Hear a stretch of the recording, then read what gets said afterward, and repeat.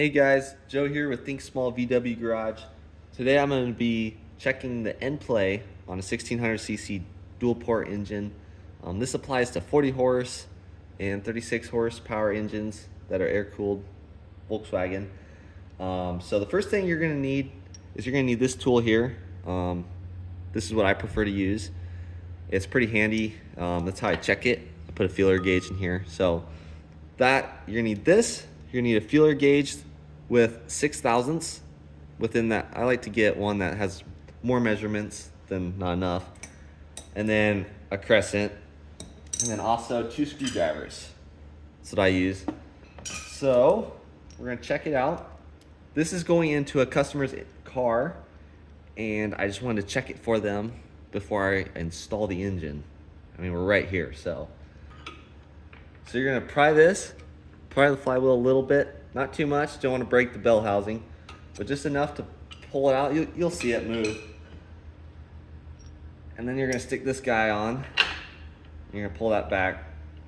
You're gonna thread this back so it doesn't hit the flywheel. You're gonna make this nice and snug. You don't want it flopping around because you'll lose your measurement. It'll be false.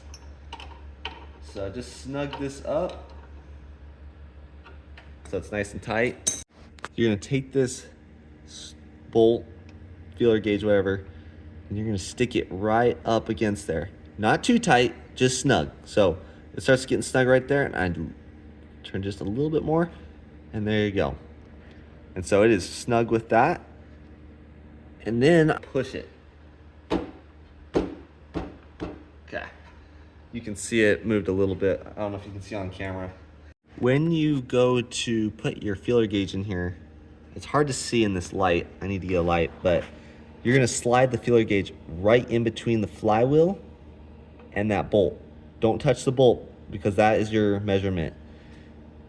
And so on a Volkswagen, you want it between 3 and 6/1000ths.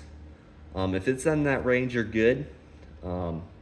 That's a whole nother thing. Setting it, getting the right shims, that's a whole nother thing. I'll have to go into that another time.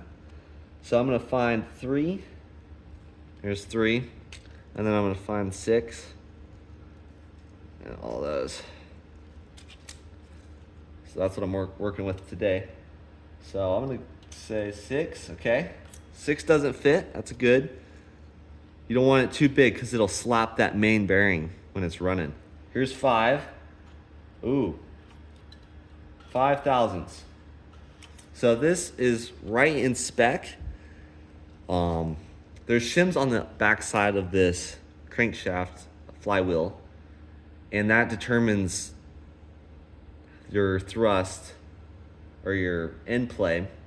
So that's why I'm checking it, because if it's too sloppy, it'll just sit here and bang against the bearing and ruin the bearing. So anyway, that is how you check your end play. If you want, I'm gonna make another video on an engine that needs to be adjusted, so I can kind of show you how I adjust it and how I put the shims in there. So that's a whole nother project, but this is how you check it. So alrighty, if you haven't, subscribe, and thanks for watching.